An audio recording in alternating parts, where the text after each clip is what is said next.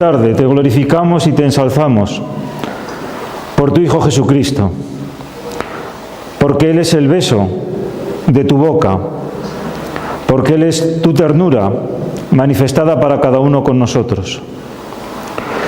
Por eso, Padre Celestial, en esta tarde te pido en nombre de Jesús que derrames ya sobre cada uno de nosotros el Espíritu Santo, con fuerza y con poder, para que podamos reconocer a tu Hijo Jesucristo en nuestras vidas, para que no podamos, Señor, encogernos ni escondernos ante tu misericordia, para que podamos correr hacia tus brazos de Padre, a unos brazos que no juzgan, a unos brazos que no condenan, sino a unos brazos que salvan, a unos brazos que nos elevan. Padre Celestial, en el nombre de Jesús te pido que derrames el Espíritu Santo y que sea Él quien vaya susurrando el nombre de Jesús en nuestro corazón, que sea Él el que vaya preparando morada en cada uno de nosotros. Te pido, Señor, la gracia de abrir nuestras mentes, la gracia de no tener y no dejar que cualquier idea preconcebida nos oculte nuestro encuentro contigo. Por eso, Señor, en esta tarde remueve todo obstáculo, remueve todo impedimento, derriba todo muro. Tú vienes, Señor, a salvar, no a condenar. Tú vienes, Señor, a decirnos: tú eres mi Hijo amado, en ti tengo mis complacencias. Por eso, Padre Celestial, te pedimos, y en fe lo reclamamos, el don de tu Espíritu Santo, y que nos lleve a Cristo al momento de la crucifixión, al momento de la resurrección, donde se abrieron las compuertas del cielo y derramaste misericordia sobre cada uno de nosotros. Mira, Padre Celestial, que no solamente lo pedimos nosotros, sino que lo pide también tu Hijo Jesucristo. Y en Jesucristo también la bienaventurada María, los bienaventurados santos, nuestro Padre Domingo. Imple Pater.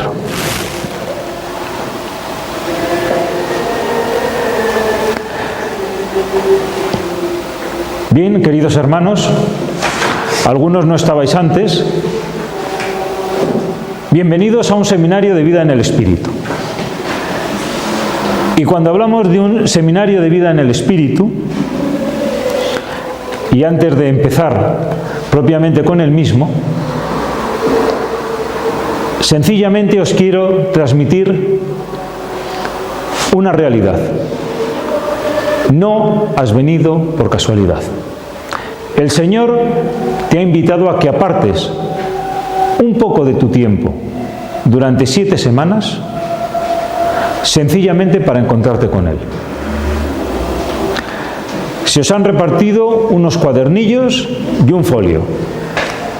Esos cuadernillos son para vosotros, para que en casa, con la palabra de Dios, con la Biblia, leáis un poco.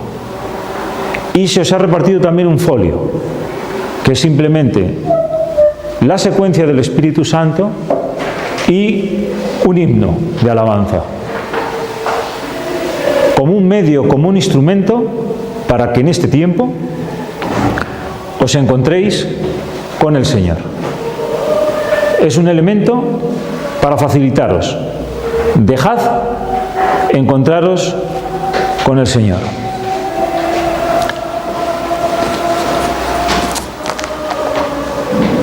Es un seminario de vida en el Espíritu, y lo esencial es que busquéis a Jesucristo.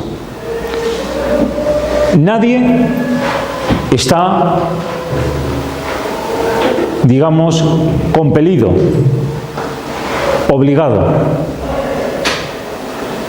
Eres tú y Jesucristo. Aquí no se trata ni del Papa, ni del Obispo, ni del párroco, ni de la parroquia, ni de la renovación carismática, ni nada por el estilo. eres tú y Jesucristo.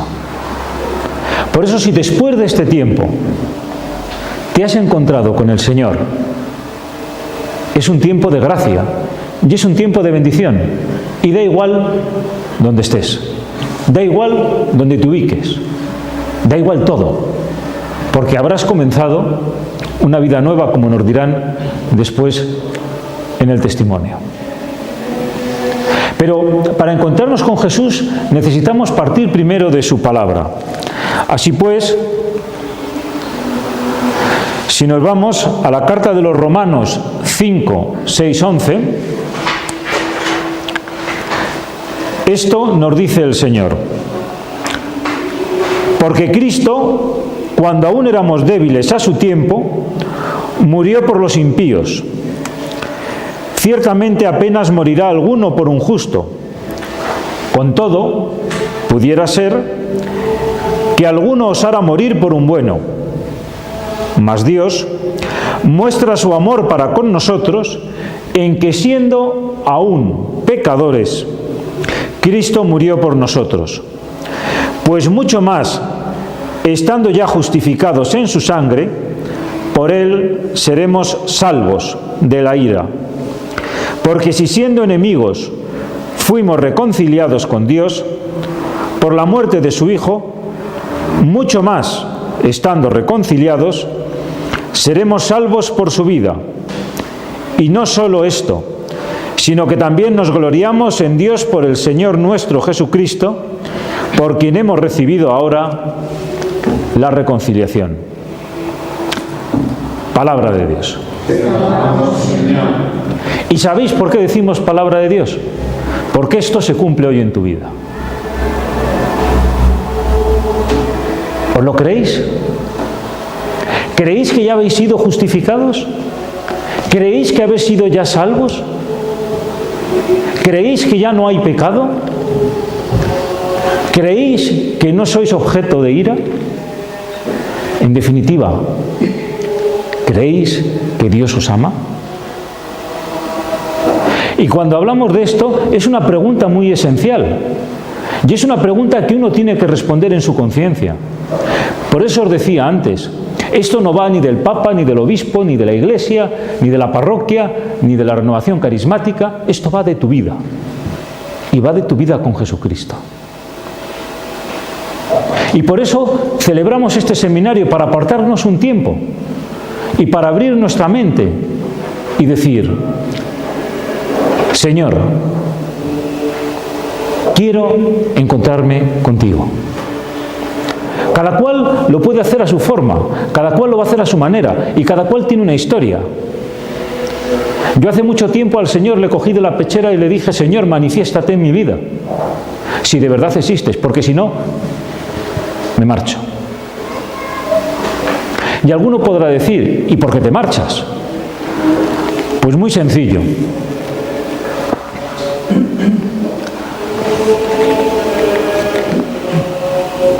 Todos nosotros tenemos experiencia de una cosa, de la angustia. Todos nosotros tenemos experiencia del estrés. Todos nosotros tenemos experiencia ¿de qué? De que vamos viviendo la vida y parece que no tiene sentido. Incluso aquellos que parece que puedan vivir o que podamos vivir una vida más o menos plena, siempre hay en nosotros un reconcome de que algo no va, de que algo falla. Y podemos empezar a plantearnos: ¿qué me pasará de mí el mañana? Y vamos a hacer pólizas de seguro y pretendemos saber cuál es un elemento de seguridad y pretendemos conocer o predecir el mercado. Ahora en las empresas la revolución industrial o la revolución tecnológica es en el Big Data. ¿Y eso qué es? Quiero saber qué patrones de comportamiento tenemos en nuestros consumidores o en nuestros competidores para yo conocer, y al conocer anticiparme, y así tener asegurado el qué, el beneficio. Y en nuestra vida pasa lo mismo. Tenemos mucha angustia por nuestro destino. Cuando somos niños corremos y queremos ser jóvenes y queremos subir a un árbol, y cuando somos jóvenes queremos ser mayores, y cuando queremos ser mayores queremos tener una familia. Y cuando llega la familia, ¿qué queremos? Que nuestros hijos prosperen, ver a nuestros nietos. Y luego volvemos hacia atrás y queremos ser jóvenes, porque en definitiva el tiempo nos va pasando. Tenemos miedo, tenemos angustia. Y esa angustia y ese miedo no solamente se da en conocer cuál es nuestro destino, conocer cuál es nuestro futuro, no solamente lo tenemos ante la enfermedad y la muerte, no solamente lo tenemos ante cualquiera de nuestras circunstancias, lo tenemos ante una pregunta que todos nos hacemos, y es: ¿cuál es la vida que merece ser vivida? Y la filosofía occidental y oriental se ha hecho esa pregunta durante más de 2500 años. Y tenemos teorías para todos los gustos. Para unos vivir la vida es entregarse al placer, para otros vivir la vida es soportar lo que te toca, porque a fin de cuentas eres polvo y ceniza y de aquí no nos llevamos nada. Para otros es vivir en la virtud. Pero, aun cuando cualquiera de nosotros respondamos, seguimos preguntándonos: ¿la vida que vivo merece ser vivida? ¿Me merezco la vida que llevo?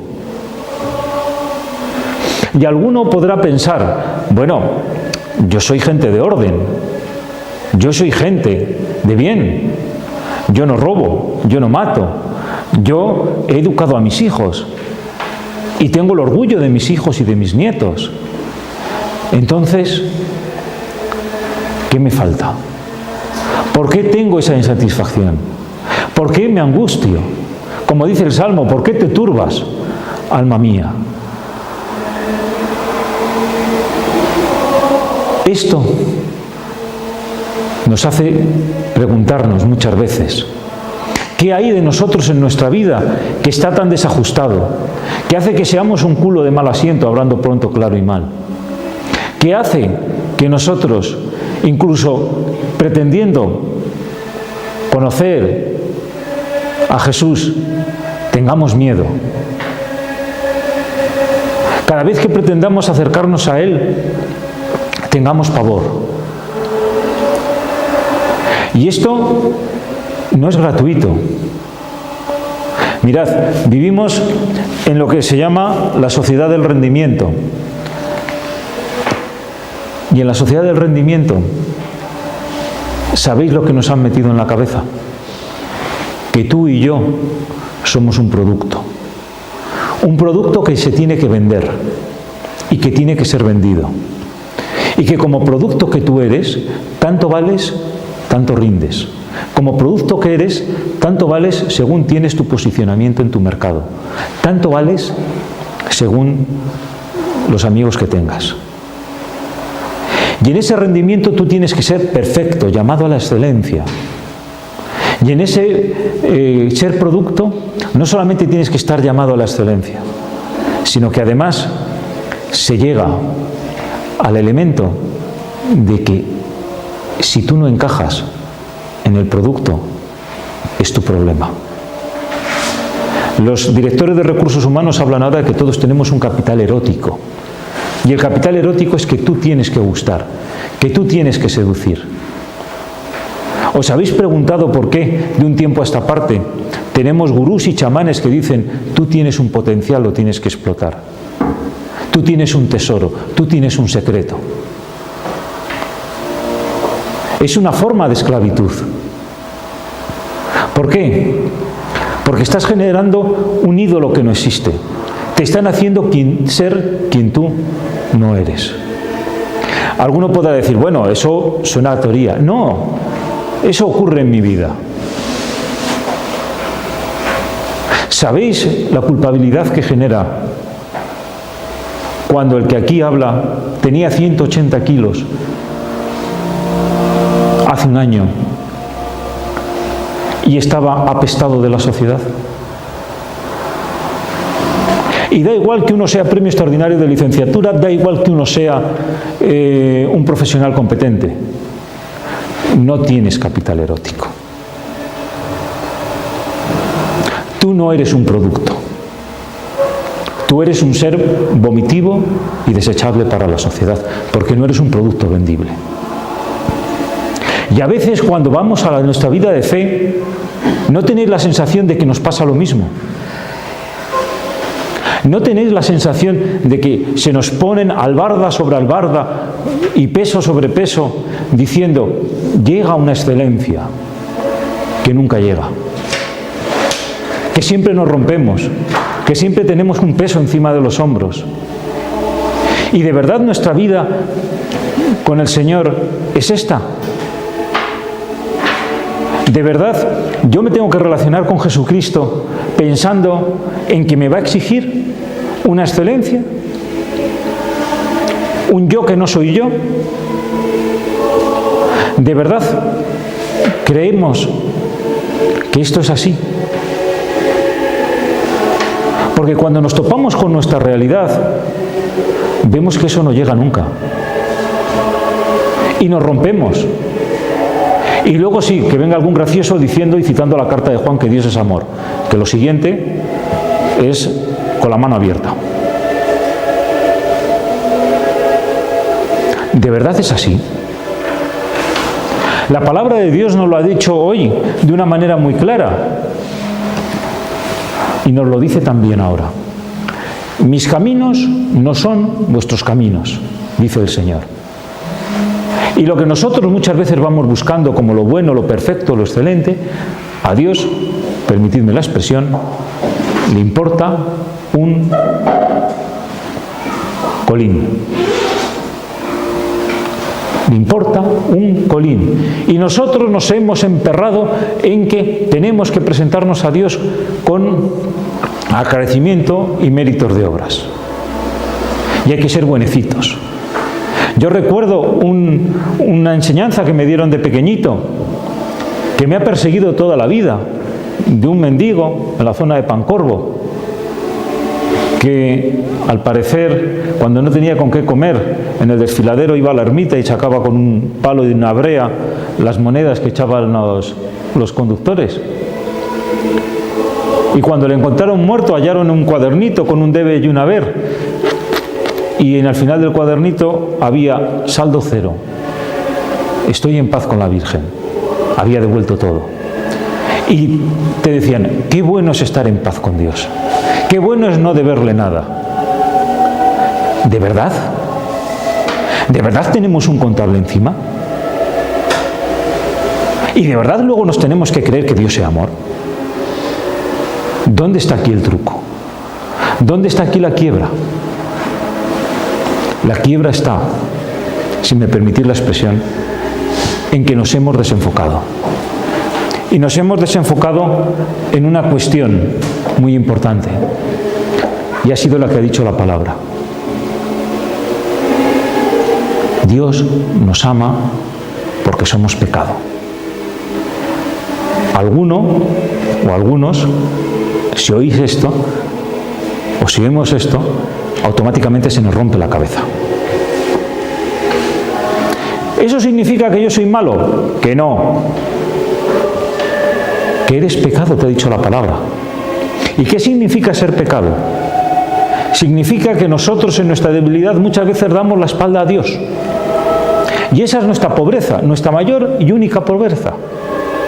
Y Dios nos ama en esa pobreza y nos habla en esa debilidad.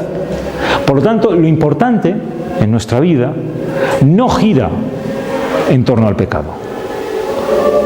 Y nadie, por favor, que entienda el pecado como infracción moral. Que aquí estamos hablando de vivencia, que aquí estamos hablando de nuestra realidad, que aquí nadie está hablando de códigos, y está hablando un jurista. Porque si hablamos de códigos, nadie es justo delante de la presencia de Dios. Nadie. Y nadie, por más que quiera hacer, puede hacer. Mirad, en la antigüedad existía una cosa que ahora se ha vuelto a poner de moda. Si yo os pregunto, ¿qué hacemos con todos los corruptos? Con gente de la Gürtel. ¿Qué hacemos con esos? ¿Sabéis qué es lo primero que todos pensamos? Hasta que no devuelvan el último céntimo no salen de la cárcel. Eso ya existía. En la antigüedad, quien no podía pagar iba a la esclavitud, él y su familia. Con el paso de los tiempos y sobre todo con la irrupción del cristianismo, eso se ha ido suavizando. Primero era la esclavitud, luego la prisión por deudas, y ahora nadie por deber entra en prisión, salvo que haya engañado, etcétera, etcétera, etcétera. Y así nos pasa a nosotros en nuestra vida. Somos deudores ante la presencia de Dios, pero es tal nuestra deuda que no la hemos podido pagar. Si nos vamos al libro del Génesis, en el libro del Génesis tenemos 4 mitos, o 4 explicaciones de por qué. Y son muy interesantes, y en primer lugar tenemos a Adán y Eva. Y en Adán y Eva, ¿qué tenemos? Nuestra primera debilidad, nuestra primera pobreza, nuestro primer pecado. No aceptamos nuestra realidad. No la queremos aceptar. Pretendemos y estamos viviendo siempre en ¿y si yo fuera? ¿Y si yo fuese más guapo? ¿Y si yo fuese más alto? ¿Y si yo hubiese sacado mi oposición? ¿Y si me hubiese casado con menganita? ¿Y si me hubiese casado con menganito? ¿Y si no me hubiese divorciado? ¿Y si yo no hubiese entrado en la vida religiosa porque después de entrar en la vida religiosa resulta que tras 20 años soy un ser amargado? No aceptamos nuestra realidad. Ese es ya nuestra primera situación, vamos a llamarlo así, de pecado. Segundo, Caín y Abel. Alguno dirá, bueno, Caín y Abel, bueno, ya sabemos que eso es un homicidio. No nos quedemos en lo folclórico. Nuestro segundo rejón que tenemos metido encima, ¿sabéis cuál es? La insatisfacción. ¿De qué? De que me tratan injustamente, de que no me dan lo que es mío. El cabreo profundo que se tenían y el odio bizantino que se tenían, y que así explica el mito Caín y Abel, es porque a uno le aceptaban las ofrendas y al otro no. Y era precisamente porque el que no le querían, el que se sentía rechazado, o que no le estaban dando lo suyo, que no le estaban bendiciendo en lo que estaba haciendo, por eso mata. ¿Cuál es el tercer mito? El diluvio. El mundo llegó a ser tan podrido y tan corrupto, nos suena de algo, ¿verdad? Que dice, ¿cuál es la solución que tenemos los hombres?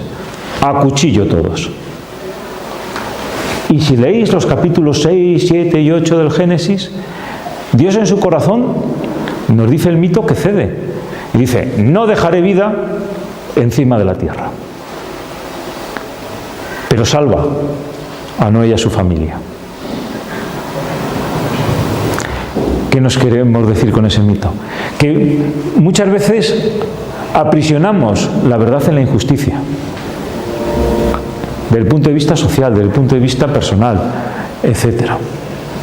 Y el último mito es la Torre de Babel.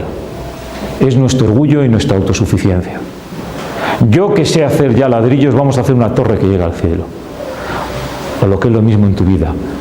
Yo como soy bueno, ya llego ante Dios. Y no lo que Él quiera, sino lo que yo disponga. Porque yo estoy en paz con Dios. Yo no le debo nada. Y como no le debo nada, Él tiene que cumplir su parte. Y me tiene que bendecir. ¿Os suena, verdad? Pero ¿qué ocurre? No aceptamos nuestra realidad. Queremos que no nos dan lo nuestro. Llegamos muchas veces a vivir de la injusticia. Y por último llegamos a decir, mira, yo soy el capitán de mi alma y tú tienes que estar a mi servicio.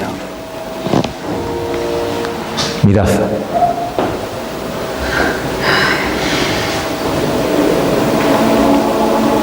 Lo esencial. Por favor. Cristo nos amó siendo pecado. Todas esas 4 cosas las conoce. Todas esas 4 cosas cargó con ellas.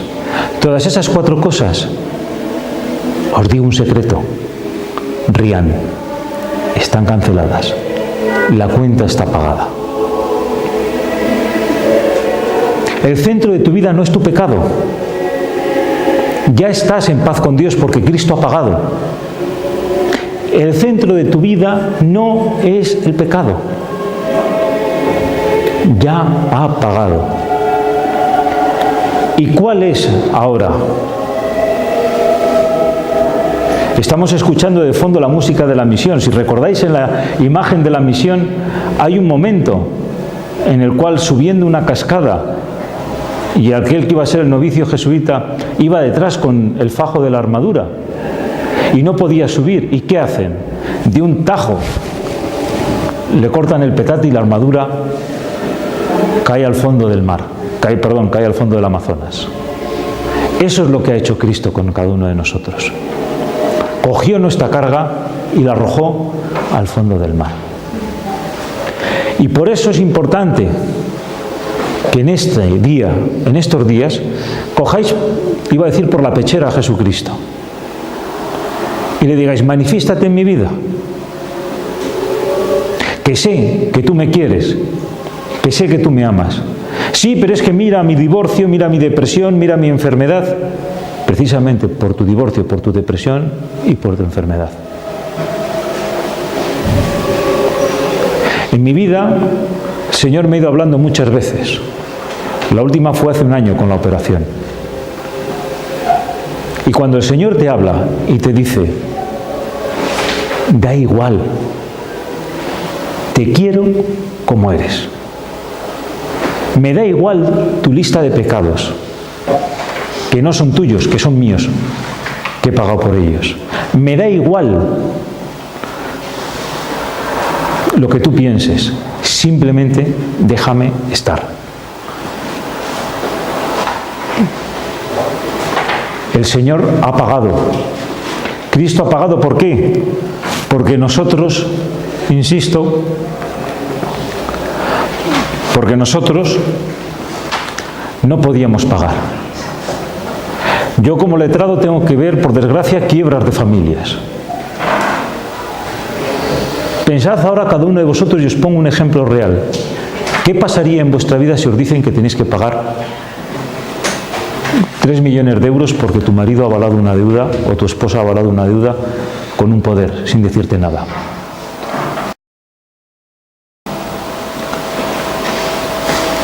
Y ahora imagínate que alguien de tu familia va y paga los 4 millones. Pues eso es lo que ha hecho el Señor. ¿Por qué lo ha hecho? ¿Porque tú lo mereces? ¿Por tu cara bonita? ¿Porque has cumplido con Él? No. Lo ha hecho porque te quiere. Así nos ha hecho el Señor, así ha hecho Jesucristo con cada uno de nosotros. Es más, si recordáis los tiempos de escuela, y yo los recuerdo con pavor, quizás recordéis la época en que nuestros padres hablaban con el maestro y que cada vez que el padre hablaba con el maestro, todos teníamos congojo, diciendo: a ver qué le cuenta este, a ver qué le dice. Y cuando presentaban la cartilla y decían: pues este ha hecho esto, ha hecho lo otro, tal, no sé qué, tal,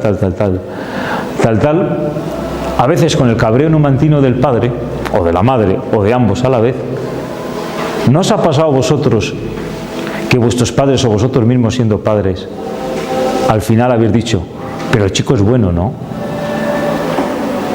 Pues eso es lo mismo que ha hecho el Señor con nosotros. Habremos cometido las trastadas que ya sea, pero somos buenos. Nos ha hecho el Señor buenos. Os decía que somos pecado y que esa expresión hay que entenderla de un modo vivencial, no de un modo moralista. Significa que somos débiles, que somos pobres, que somos pequeños y que durante toda nuestra vida nos han estado machacando una excelencia que no es real, al menos en el ámbito de la vida de la fe. Evidentemente, que no trabaje, que no coma. Eso es así de claro. Es decir, de Texas para abajo, todo el mundo tiene que cumplir. Y ha de cumplir bien. Pero de Texas para arriba, es Él el que ha cumplido con nosotros. Es Él quien nos ha amado. Es Él quien nos ha justificado.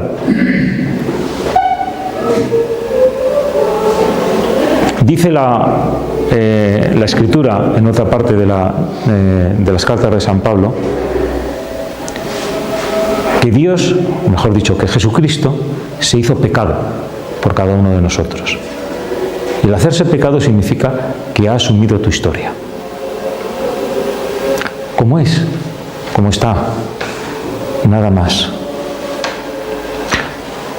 Dicho esto así, a la mayoría de nosotros se nos rompe la cabeza. Porque nosotros tenemos la idea metida dentro de nuestro interior que no tenemos que deber nada a nadie. Y más aquí, que somos castellanos viejos. Aquí no se debe. Aquí se cumple. Pues bien, el Señor ha cumplido con nosotros. Y ha cumplido en nuestra historia. Y muchas veces nos estamos dejando engañar cuando queremos salir de nuestra historia.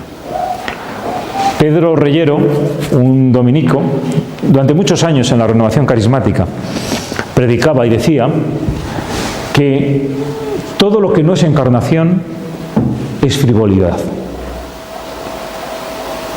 Y esa frase lo que quiere decir es que todo lo que sea salir de tu vida es frívolo. Todo lo que sea en generarnos arquetipos, modelos, iconos de seguimiento, incluso en la vida espiritual, no existe. ¿Cuánto daño ha hecho el decir, tú tienes que ser como San Perenganito de no sé qué? Oiga, mire usted, yo no tengo que ser como nadie, porque yo soy yo. Soy único e irrepetible, imagen de Dios. No necesito ser nadie. ¿Y cuánto daño ha hecho cuando el Señor dice, tú tienes que imitar a Jesucristo? Oiga, mire usted, yo no tengo que imitar a nadie. ¿Y sabéis por qué no tengo que imitar a Jesucristo? Porque yo soy cuerpo de Cristo. En mis venas corre la sangre de Cristo como corre la sangre de los mártires y como corre la sangre del resto de cristianos. Yo no tengo un arquetipo, yo no tengo un modelo, yo no tengo un patrón oro al cual deberme. Jesucristo ya está en mí y yo en Él. Y Él es el que me va transformando. Y luego ya podemos hablar de nuestras circunstancias y podemos hablar de nuestra historia, pero lo que sea salirnos de nuestra historia no sirve. Santa Teresa de Jesús decía que a los 5 años, por cierto, no sé cómo vamos de tiempo, a los 5 años quería tener una santidad express. Decía, ¿cuál es la forma de ser santa más rápida? Al martirio. Ergo, me voy a Tierra de Moros para que me corten la cabeza, alcanzo el martirio, ya soy santa. Claro, el tío que se enteró que se había fugado de casa tardó media hora en localizarla y a los corrales. Y en nuestra vida espiritual ocurre lo mismo. Buscamos arquetipos, buscamos modelos y vamos corriendo a no sé qué sitio que se aparece no sé qué, a cualquier sitio que se aparece no sé cuál. No. ¿Por qué no entramos en nuestra vida? Es muy duro. Cuando yo tengo que entrar o tuve que entrar en mi operación de 180 kilos. Es muy jodido. ¿Por qué? Porque ahí no hay defensa. Porque ahí tienes que admitir que te besen. Tienes que admitir que el Señor vaya a tu encuentro. Tienes que admitir tu pobreza. Tienes que admitir tu pecado. Y insisto, y cuando el Señor te está revelando tu pecado, no te está diciendo, mire, contra el segundo, contra el quinto, contra el sexto, contra el noveno, contra el décimo, contra el octavo. No, eso es frivolidad. Te está diciendo, sé cuáles son tus heridas. En la teología clásica se hablaba de 5 heridas. La herida del intelecto, la herida de la voluntad, las pasiones, la enfermedad y la muerte. Y al Señor lo que le interesa es decir, oye, sí, tú, y tú, tu divorcio, tu depresión, tu cáncer, tu ancianidad, tu matrimonio feliz, tu matrimonio infeliz, todo eso yo lo he besado. Todo eso está redimido. Nadie nos va a ahorrar el sufrimiento, nadie nos ahorra las consecuencias del pecado, nadie nos ahorra eso. ¿Pero qué nos ahorra el Señor? Una promesa. Yo estoy contigo. Las puertas del infierno no prevalecen. ¿Cuál podéis pensar que es el pecado más terrible? ¿El de Judas traicionando a Jesús? No. El pecado más terrible que habla la Escritura fue el de San Pedro, que fue el de apostasía. 3 veces negó, y para un judío eso era la solemnidad absoluta. ¿Y cuál fue la respuesta de Jesús después de resucitar? ¿Me amas? Lo normal es que si hubiese sido nosotros lo hubiésemos pasado a cuchillo y hubiésemos dicho, dimita, que usted no es digno. Y el Señor hoy en tu vida te hace esta misma pregunta. ¿Me amas? ¿Quieres dejar que yo bese tu herida? ¿Quieres que yo te justifique? Mirad, en el himno que tenéis ahí, en el folio, es un himno de unas personas como vosotros, que en 1904 en Gales, el Señor se encontró con ellos. ¿Sabéis quiénes eran? Mineros, prostitutas, borrachos, gente de orden. Nadie que no pueda ser distinto o de distinta pasta que ninguno de nosotros. Y lo que vivieron en 1904 y siguientes, que era paralelo a lo que se vivía en Azusa Street en Los Ángeles, lo condensaron en ese himno. Por eso yo os invito a que en estas 7 semanas lo leáis, porque es el resumen perfecto para vuestra vida. Y es la pregunta, y es la realidad. Y la realidad es, siendo pecado, estando alejados de Dios, Cristo nos amó precisamente por ser pecadores. Ha pagado toda consecuencia. ¿Quieres dejar que te bese su boca en tu historia? En tu historia, no te preocupes de más. Por eso al principio os decía, esto no es una cuestión ni de papa, ni de obispo, ni de nada. No. Es tu vida la que se está jugando aquí.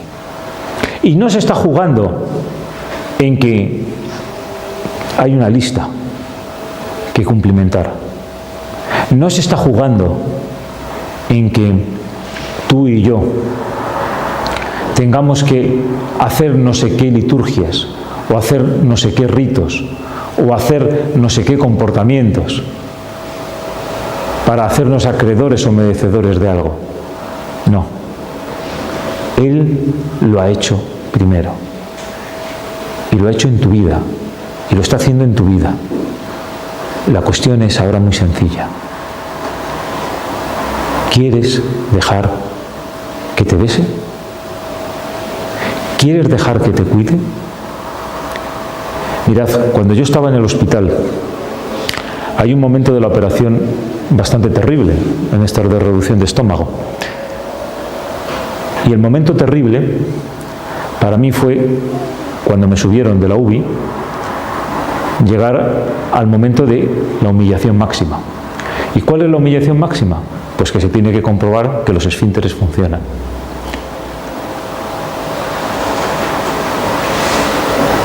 ¿Sabéis la prueba de humildad que es no controlar el esfínter y que te tengan que limpiar cuando uno ya está ayudito? Y alguno podrá decir, bueno, pero es que esa es nuestra situación. Y la delicadeza de aquellos que te estaban cuidando, de aquellos familiares que, aun a pesar de eso, te limpian y te dicen, no pasa nada. Pero ¿y la soberbia que tienes tú? Y lo está diciendo alguien, y sé que hay personal sanitario aquí, que aun a pesar de eso, a las 48 horas de la operación quería saltar uno de la cama para que no le tuviesen que venir a limpiar. Pues así nos ocurre a nosotros. No queremos muchas veces dejarnos limpiar. Preferimos rebozarnos en talco y en colonia antes de que nos limpien. Y ya está. No hay más. ¿No os descansa esto? ¿No os descansa? Que ya vas a celebrar la Eucaristía los domingos y ya no estás aguantando el peñazo y a ver si este acaba pronto, porque en vez de podéis ir en paz, podemos decir aquello de podéis ir al bar, aleluya, aleluya. ¿No os descansa esto que cada vez que vas al sacramento de la reconciliación, ya no vas con una lista? Vas sencillamente a que se deshaga esto. Vas, y permitidme la expresión que puede ser hasta indecorosa, vas a una especie de spa. El Señor no quiere que vivamos en angustia. La angustia la cargó Él. El miedo lo cargó Él. Por eso, insisto, da lo mismo. Da lo mismo. Déjate amar. Y si alguno tiene dudas dogmáticas de lo que estoy diciendo, que se vaya al decreto de la justificación del Concilio de Trento, en su primer artículo, donde dice de una manera clara que nadie, ningún hombre, puede conseguir por sí mismo la salvación, sino que la salvación es don gratuito de Jesucristo, porque te quiere y porque te ama. Así que melindrades en estas cosas, las justas. Acepta, insisto, el regalo que el Señor te está dando. Acepta dejar de vivir de la angustia y empieza a vivir no como esclavo, sino como hijo. Ahora vamos a escuchar un testimonio de una persona a la que el Señor pues nos va a contar cómo le ha cambiado la vida. Gloria al Señor.